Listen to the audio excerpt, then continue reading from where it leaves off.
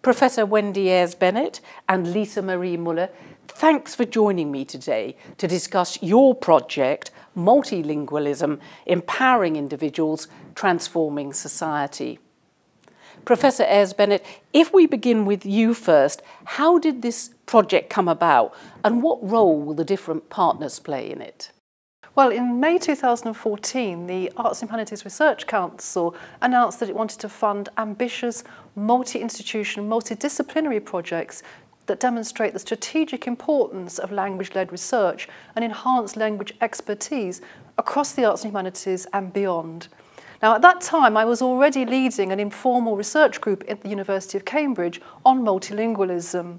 We wanted to draw in expertise in other areas of multilingualism which we knew existed at the University of Edinburgh, Nottingham and Queen's Belfast, and we were soon able to come together as a coherent research team to work together. You have other non-academic partners too. What are they going to be doing?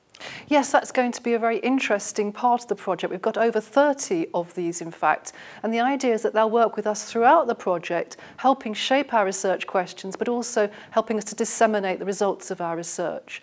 And we wanted to include both big national partners like Age UK, the Royal College of Speech and Language Therapists, but also grassroots bodies. So we're going to be working with Cambridge Ethnic Community Forum or the Nottingham Writers' Studio, amongst others. And then we've got policy fellows working with us again throughout the project who come either from Whitehall or the devolved governments. And they're going to tell us what government priorities are for language policy, and we're going to be able to help shape their policy with the results of our research. How will you conduct this research and over what timescale? It's going to have quantitative and qualitative aspects to it. Yes, that's right. We're going to be a team of about 35 looking at multilingualism from a range of different perspectives, from literary and cultural studies through linguistics to cognitive science.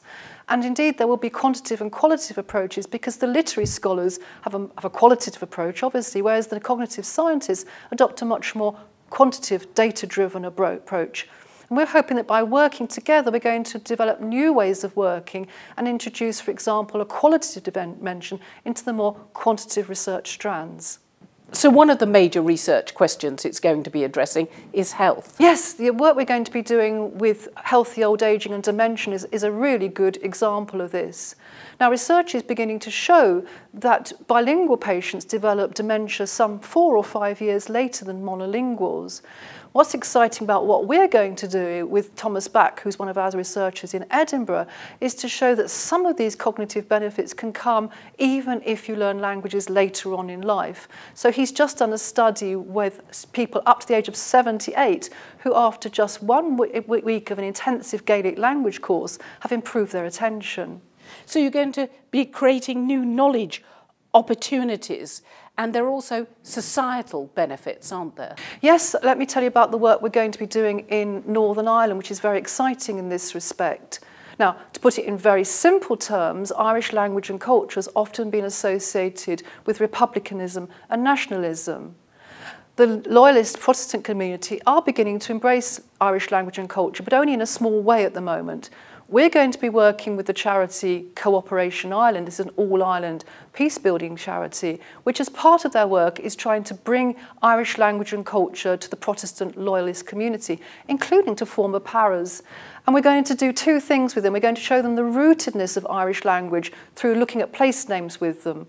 And also we're going to teach them soft diplomatic skills in Irish so that they learn to negotiate better when they're in a cross-community situation. So that's a really good example how learning other languages and other cultures can help heal what has been quite a fractured society.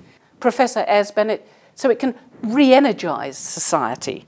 Well, we've deliberately planned a number of activities and events for the general public because it's absolutely essential that we get interest from them. And perhaps one of the most exciting things is our planned pop-up museum of multilingualism, which is going to appear in a number of shops in the high street up and down the country. And we're going to have interactive displays which tell people about the results of our research, but also material which has been generated by the groups we're working with and by school children. And so that's going to be a space where people can reflect about these questions of identity, diversity and multilingualism.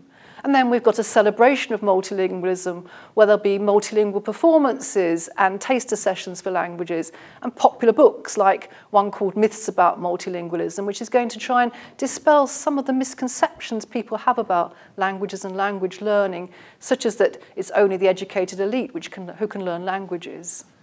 Lisa Marie Müller, if we turn to you now, what will your research focus on? Our strand is going to focus on the factor of age, the context in which speakers acquire their language, and language-specific factors on the learning process. And one of our central questions is whether an early start is indeed better if you acquire a language in the school setting, where you really only get very little exposure to the target language, particularly as a growing body of evidence suggests otherwise. And we will be working with learners of various ages, ranging from primary school all the way to late adulthood. Why is this approach new? Our approach is new because it is very interdisciplinary and holistic, in that we're going to combine insights from cognitive neuroscience, education, and applied linguistics, and we're going to look at numerous factors potentially influencing the language learning process rather than just one.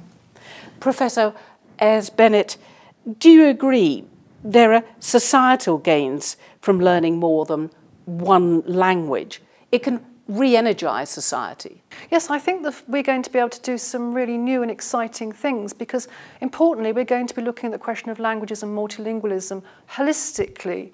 So we're going to be looking at learning foreign languages alongside the community and heritage languages of the UK. Now, nearly 1 in 5 primary school pupils has a first language other than English. And of course, there are other indigenous languages in the UK, Irish and Welsh. So the UK is already multilingual, but this multilingualism is often undervalued, or indeed sometimes seen as a problem. By showing what the value of languages is both to individuals and to society, we hope that people will come to realise the beneficial and intrinsic value of learning languages. And Lisa Marie Müller, what challenge would you like to see the research addressing? Well, given that we will be working with language learners, we would like to address the low uptake of foreign languages at GCSE and A-level. And we hope that by looking at factors such as student attitudes and teacher attitudes and some of the factors that I mentioned earlier, we're going to encourage students of all abilities to choose to study languages at school because of all these advantages that there are to language learning. Professor Ayres-Bennett, do you think it's breaking new ground in multilingualism? Is it transformative? Yes, I believe so. The scale and scope of the project and the number of partners we're going to work with mean we can do something really new and exciting and bring about a real change in the way people think about languages and language learning. Professor Wendy Ayres-Bennett and Lisa Marie Müller, thanks for talking to me today. Thank you very much. Thank you.